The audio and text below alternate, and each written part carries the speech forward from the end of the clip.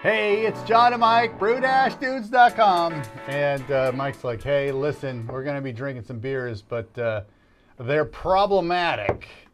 And of course, that's an invitation that you accept each and every time you hear it. So I came running over and said, yes, I have my tasting cap on, if that's a thing. And we're going to try to figure out what happened with these beers. Mike's like, I don't even have my recipe card, and I'm going to bring it to the shoot. We're just going to taste them, and I'm going to see if you can figure out, like, what's going on here. And he's also got some jars of water. I didn't know if it was like nitroglycerin or what. I didn't know what's going on. But we're going to, I guess, taste water, too, to maybe... We'll see. Well, maybe, okay. Is that going to help us to decipher the issues? Well, let's focus on. Yeah, what tell are me what these you beers? get in the beers. I'll tell you about the beers. You just smell them, taste them, whatever. Do your thing. You don't have to go too deep. Okay. So I'll start with the darker colored one. It doesn't matter which order you taste Okay. them in, but so this is supposed to be this is a best bitter. Okay. You know, it's Maris Otter, some caramel malt, some Victory malt, Fuggles hops. This was supposed to be American cream ale. Oh, no. You know, it's a 50-50 split of pills and two-row with then about 20% flaked corn, like I've always done it. Liberty hops, like I've always done it. What this was supposed to be, then I fermented this with Y yeast 2112, which is American lager yeast, which was supposed to be the twist on this. So these are supposed to be 2 beers, 2 videos, but so they've been. They got brewed like a month ago. They've been in the kegs, cold, conditioning and carbonating for more than 2 weeks, almost 3 weeks, which is really, so then the first thing you say to yourself when you look at this guy being cold conditioned for like 2.5, almost 3 weeks, it is hazy AF. When I first tasted like I could have just sold you this as being a New England pale ale or something. You'd been like, oh, cool, the haze. But that just shouldn't be there at all. And then, you know, the best bitter has some haze to it too. And I don't know if those two things are related, but we can get into it.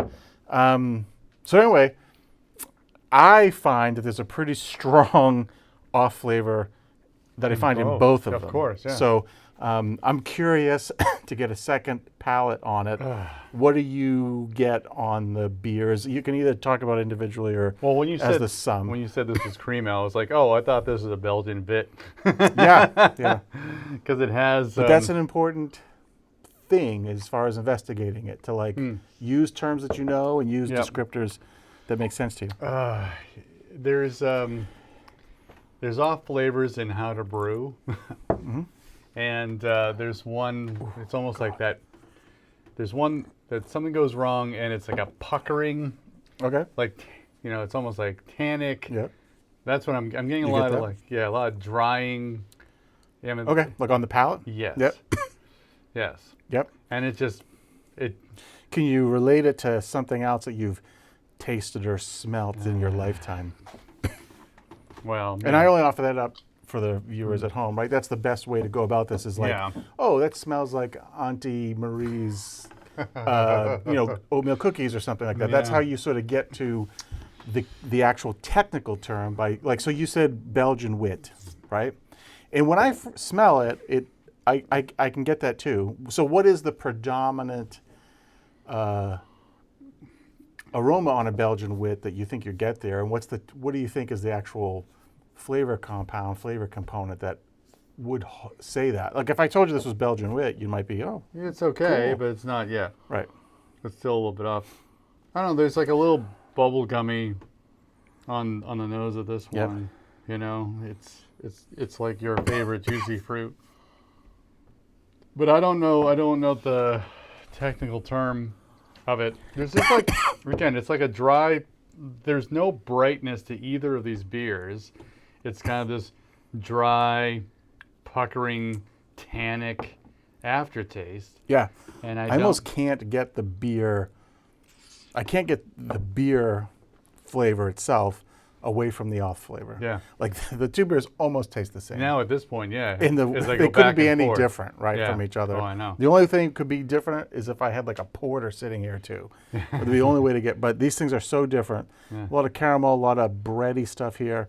It's supposed to be super, super light and crisp and refreshing. Yeah, So it's like phenolic without the fruitiness of phenolic. that's the word I'm Yeah. I'm looking for. Yeah. To me, there's like this phenolic character to it.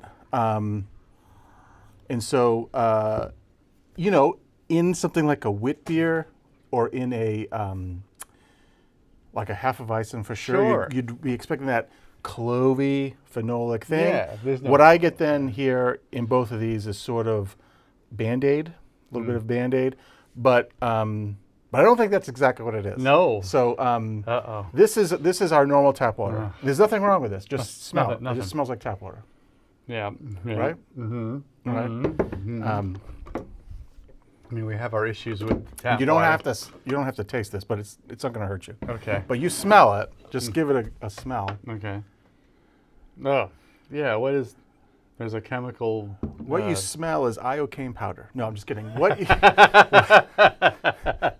Smell but do not touch. Thank you. So this is Yeah. freshly harvested hose water Okay. from the garden hose out front. So when I brewed these two beers, I brewed both these beers on the same day, back to back, right? The same. Did you do it in the same system? Anyway, I brewed them back to back. I think, because what I get is this aroma. When the beers were a little bit, when I was first pouring them, I get a lot of this vinyl hose water smell in the beers. So what I think, What happened? because I don't use I know. this water to brew, and I No. used What all bottled, I use all jugged up spring water. Yeah. So, so two things. This is all just about sleuthing, right? Yeah. I definitely get that aroma in here. Now, I think what happened was, if I remember right, when it was time to chill, I grabbed my chiller, Yeah. my copper immersion chiller, and I usually strongly avoid doing this, but I was like, oh, this is kind of dusty, whatever. So I went over to the hose and I hosed it off with the nozzle. Gave a quick hose, Yeah. brought it back in, I'd set it down, did a couple more things, and then I put it in the hot water Sure. to start to sanitize it while it was still While boiling. it's boiling. Right? Yep. So I think it's a two-pronged hit. It's the vinyl. What you're smelling in this is vinyl Yeah. from the vinyl hose, right? And then this I picked up a little bit of probably chlorine in the water to also drive that chloramphenicol off flavor that happens when you have chlorine and malt together. You get like this Band-Aid-y thing. Huh. So I think that's most of it for some reason. I think that's most of it, certainly in this beer. But it doesn't explain the haze in this beer, Yeah. right? It shouldn't be remotely this hazy. No. And so the only other thing I can come up with then on top of that, I think at first this is what really throwing me off, but I do think then that there's a microbial contamination, which is maintaining the haze. Now I've been Googling this and trying to read about, and so this is the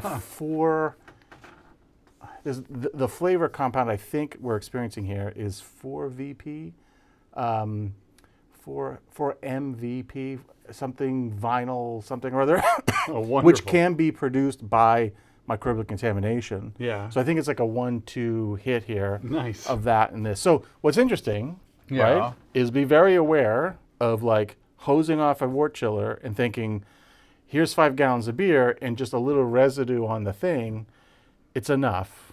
And I must have then rinsed it off when I did the second beer because I did it with the first one. And I usually never do that. I always bring it in the house Yes. into the kitchen and just rinse it off really quick on the kitchen sink and then go put it in the wort. But this time I know I didn't do that. I know that I did it. And I think that's what most of this is. Now we're not going to taste them tonight, but there are 2 other beers back here that I've brewed since these beers. And knock on wood, there's none of this in those beers. We'll see. So I don't know what I did that day to contaminate them and also contaminate them. But I think what you're getting is some sort of vinyl phenolic thing. So, unfortunately, 2 beers which were probably going to be pretty nice. Yeah. I haven't had this happen to me in a long time, and for all the brewing we do for the channel, you know, like I said, there's supposed to be 2 videos. Now it's 1 video. Yeah. But you know, hey, eventually it happens. You contaminate or do something. But I will never make that mistake again. All right. Well, learn from our mistakes. If you like this video, give us a thumbs up. Talk about your contamination problems. We'd love to hear more about it. For John and Mike, brew-dudes.com, I'm going to drink this one. I'm just saying it's a Belgian bit. Yeah, just tell yourself that. Brew on. Cheers.